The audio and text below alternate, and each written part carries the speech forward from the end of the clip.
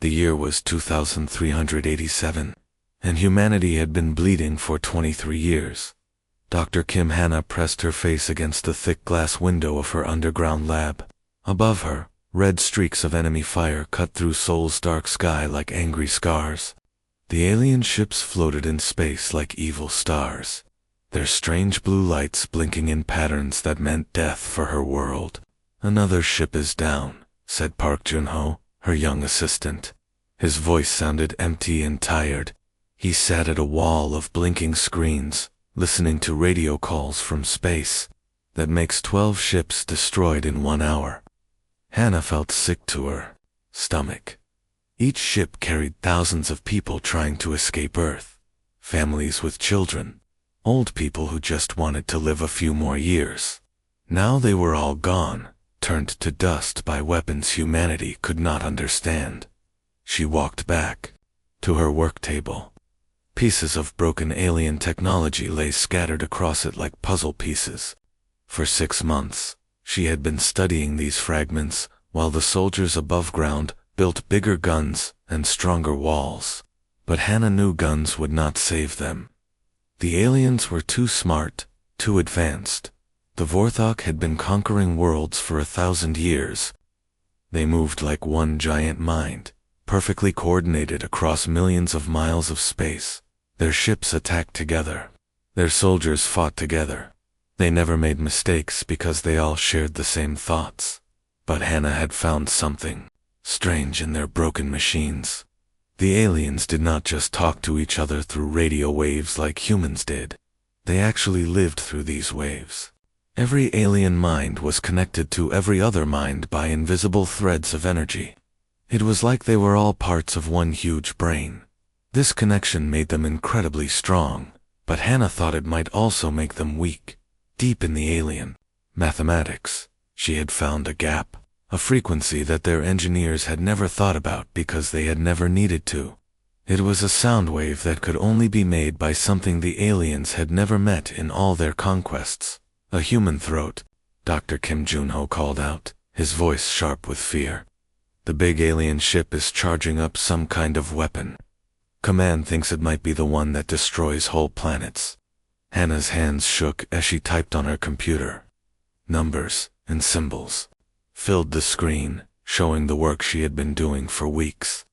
The answer was buried in old human languages and new physics. One word, spoken at exactly the right tone, sent through the alien's own communication system. If she was right, that single word could break the invisible threads that held the alien empire together. But first, she had to get close enough to their ships to use it. And she probably had only a few hours before Earth became a ball of fire in space. "Show me the energy readings," she said to Junho. The young man's fingers danced over his controls. A new screen lit up, showing the massive alien ship hanging above Korea. Bright lines of power flowed through its hull like blood through veins. At the front of the ship, a terrible weapon was slowly building up energy. "How long do we have?" Hannah asked. "Maybe 4 hours, Junho replied. "Maybe less." Hannah looked at the alien technology on her table. Somewhere in these broken pieces was the key to saving everyone she loved. Not through violence or superior weapons, but through something much simpler, the power of a single human voice. She picked up a small device that looked like a metal flower. Inside it, quantum circuits hummed with alien energy. If she could modify it, connected to the right systems, she might be able to send her voice directly into the alien's shared mind, but that would mean getting captured by them. It would mean being taken aboard one of their ships, surrounded by creatures that saw humans as nothing more than insects to be crushed. "Junho," she said quietly, "start backing up all my research to the emergency servers." "Why? What are you planning?" Hannah smiled, though her heart was beating like a drum. "Something very stupid, or very brilliant. I am not sure which." Outside, the red streaks of alien fire grew brighter. More human ships died in silent explosions. Time was running out for everyone on Earth. But in her small underground lab, surrounded by the broken pieces of an alien empire, Dr. Kim Hannah began to prepare for the most important conversation of her life. A conversation that would be only one word long. The aliens thought human speech was primitive and useless. They were about to learn how wrong they were. The ground shook like an earthquake as another defense station in space exploded. Red emergency lights flashed in Hannah's lab, making everything look like it was covered in blood. She bent over her computer, typing the last numbers into her calculations. Moksha, she said quietly, trying the old word with her voice. It was a word from ancient India that meant freedom, liberation, breaking free from chains.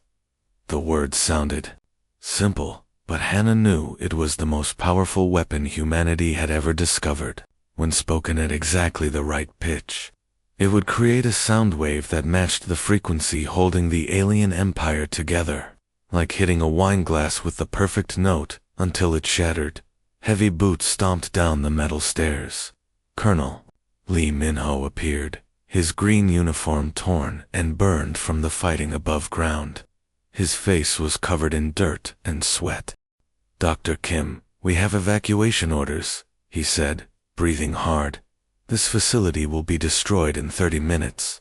"I am not leaving," Hannah replied, still staring at her computer screen. Numbers and graphs showed the alien communication network, like a map of invisible roads connecting every alien mind. "You are talking about killing their entire species," Colonel Lee said, reading over her shoulder. "No," Hannah said firmly. "I am talking about setting them free. Their shared mind is not natural. It is a prison they built around themselves long ago. Every alien is trapped inside this shared brain, unable to have their own thoughts." Park Junho looked up from his monitoring station, his young face pale with fear and excitement. "The quantum network goes across their whole empire. If you are right about this chain reaction, their civilization would fall apart in one day." Hannah finished his sentence. "But it would also free billions of individual minds that have never known what it feels like to think for themselves." Colonel Lee shook his head. "This is crazy. How would you even get close to their network?" Hannah was already walking to the equipment lockers on the far wall. She pulled out a small device that looked like a metal box covered in blinking lights.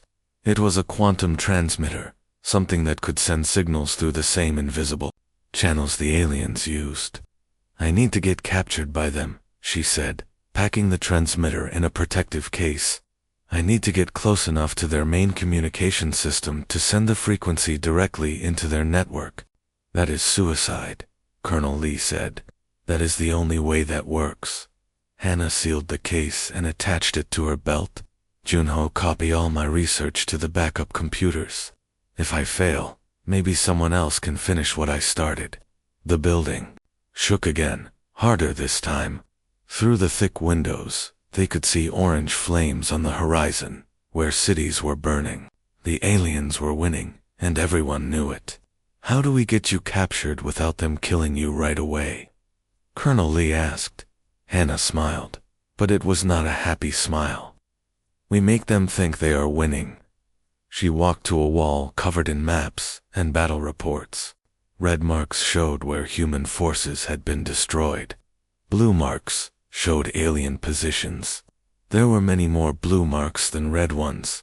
"The aliens do not kill human scientists immediately," she explained. "They study us first. They want to understand how our minds work because we are so different from them. If I am found with valuable research, they will keep me alive long enough to question me, and then I speak one word, and we find out if I am right." Junho stood up from his computer. "Doctor, what if you are wrong? What if the word does not work?" Hannah looked at the young man who had helped her for so many months. "Then Earth dies, and nothing changes.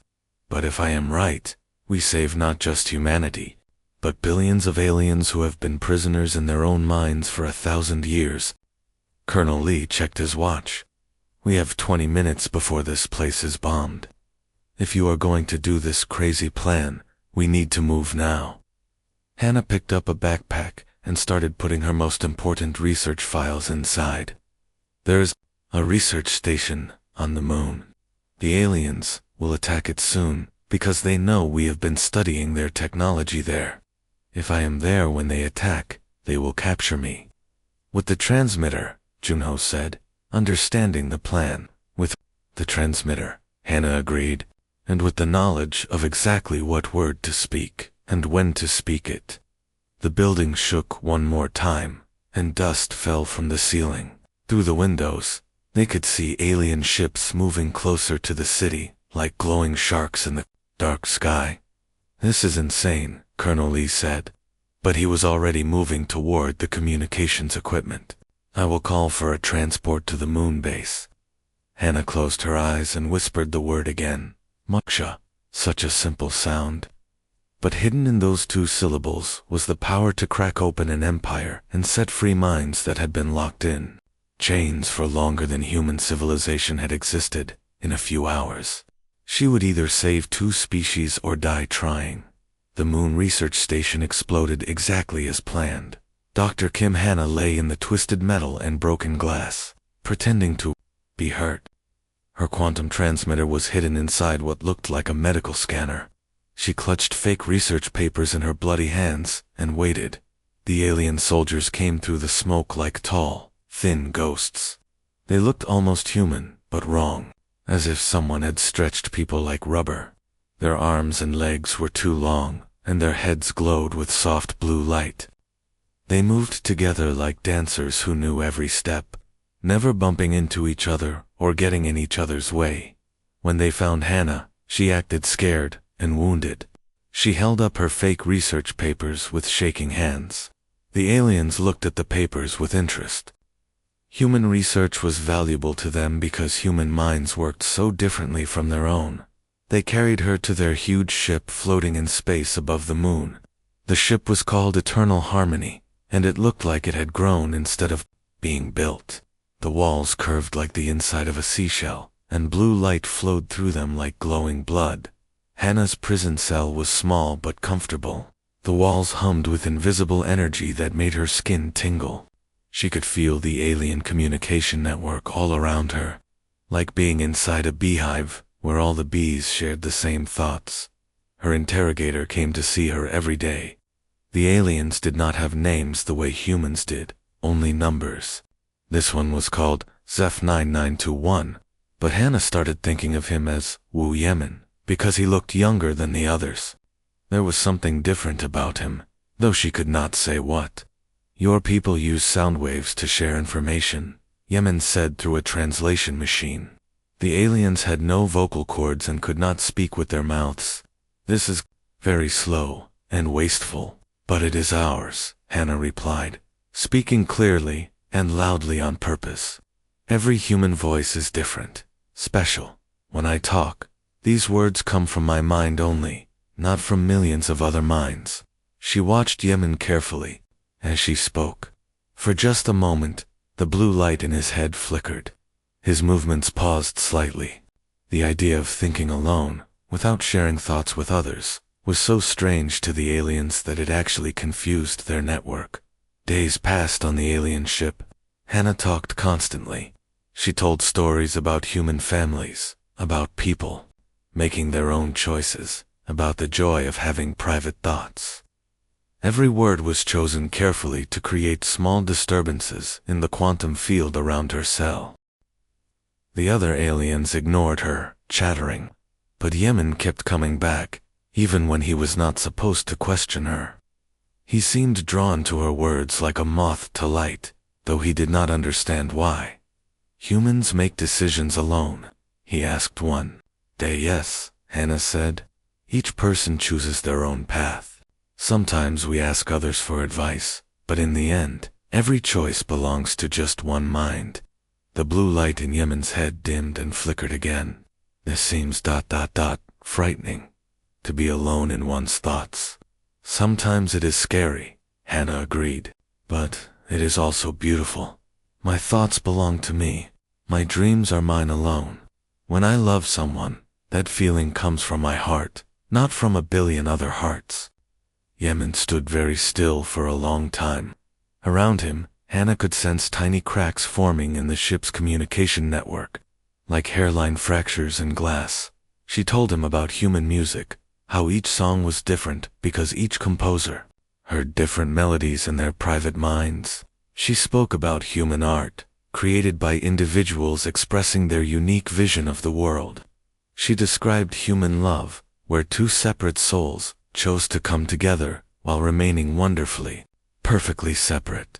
With each conversation, the cracks in Yemen's connection to the collective grew larger. He began to experience something no alien had felt in 1,000 years, the terrifying, exhilarating sensation of thinking alone.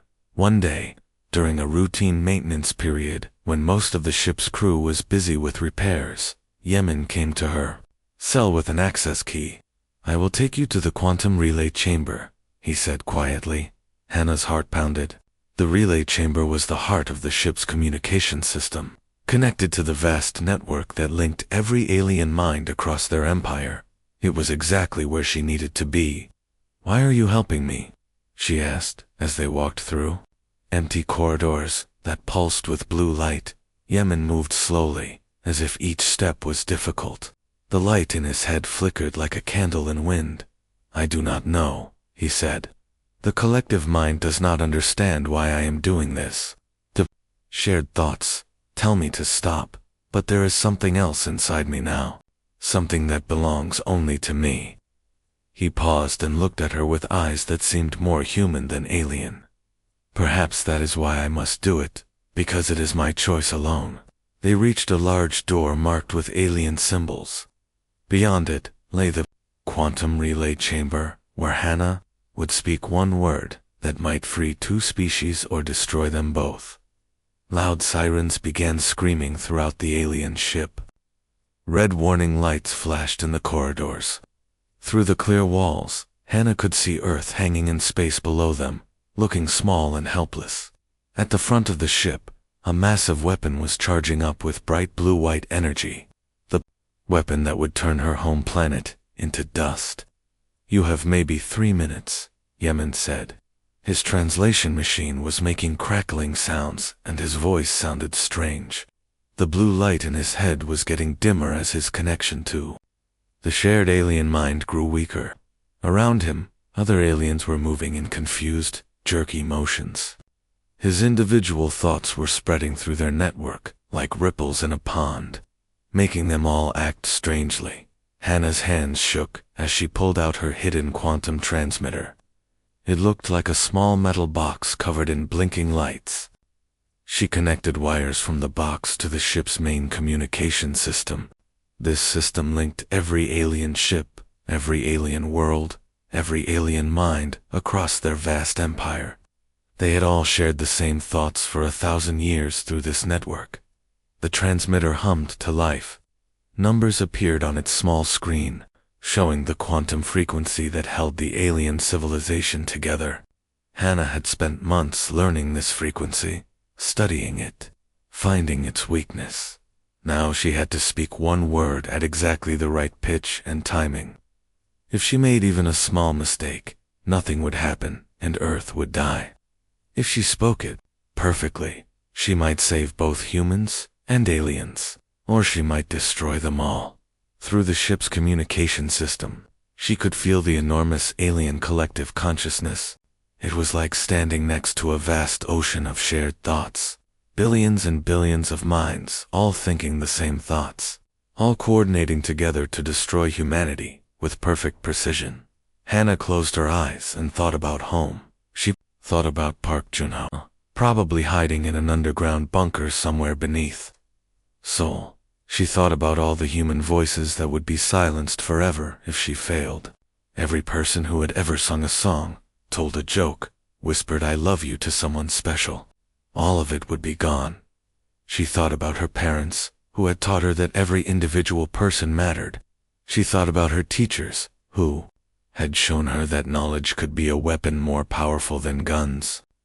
She thought about every human who had ever lived and died believing that their single, unique life had meaning.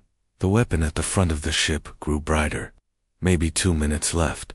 Hannah took a deep breath. The weight of 2 entire civilizations rested on one word.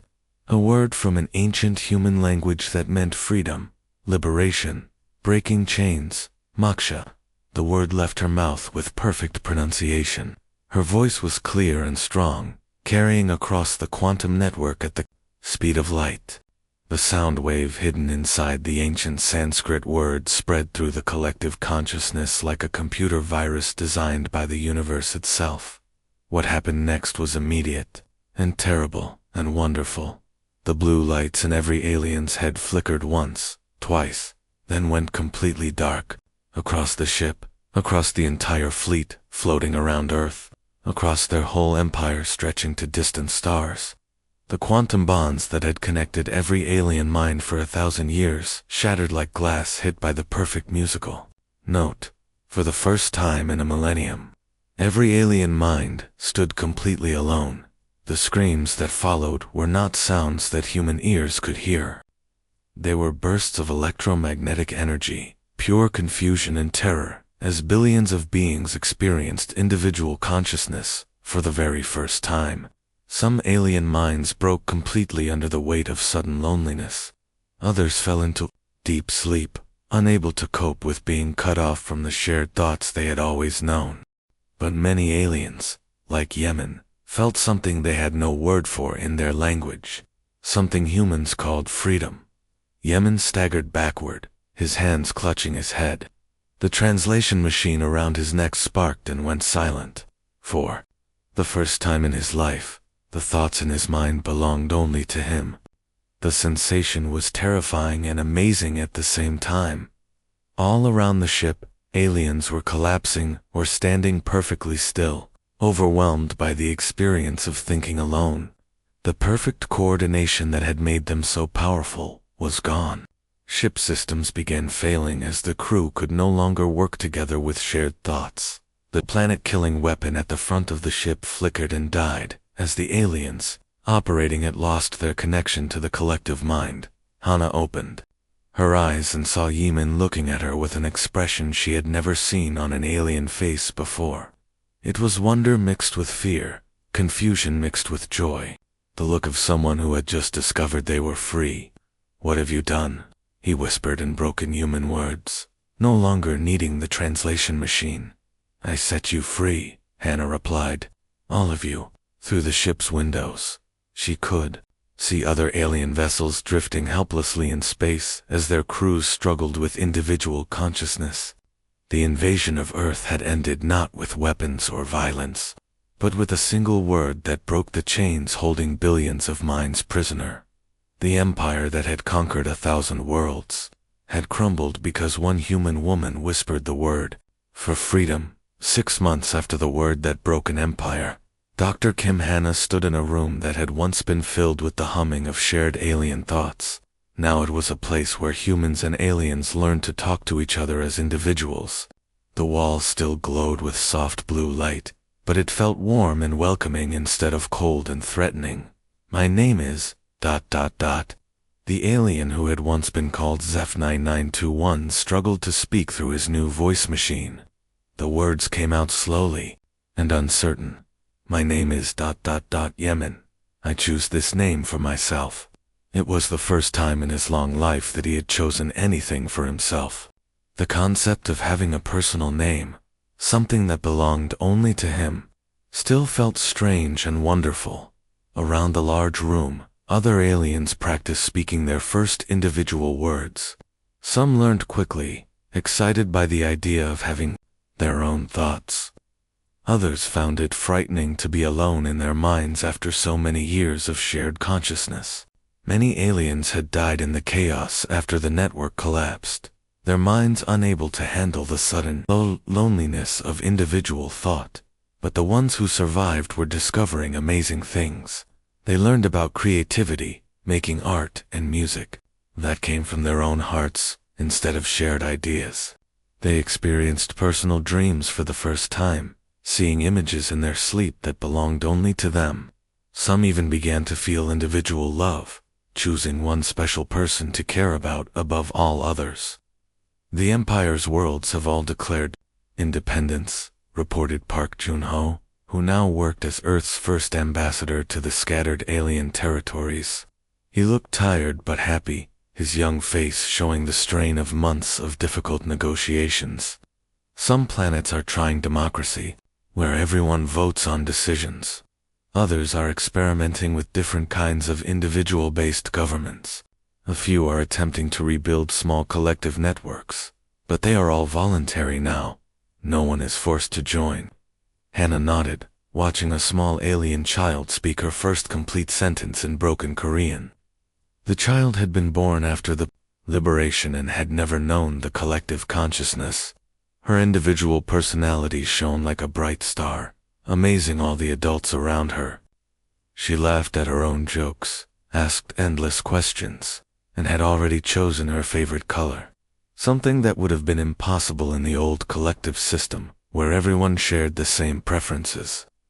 "Look at her," whispered an older alien named Kyung-soo, who had chosen his name after learning about Korean culture.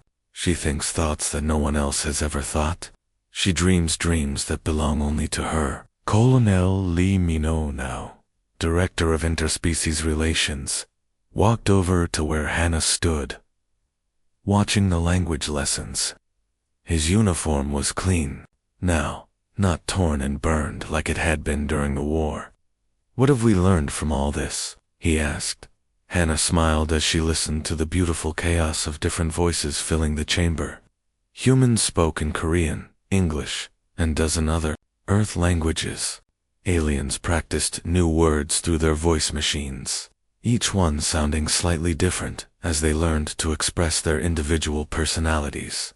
Each voice was unique, each thought belonged to just one mind, and each person was free to speak their own truth.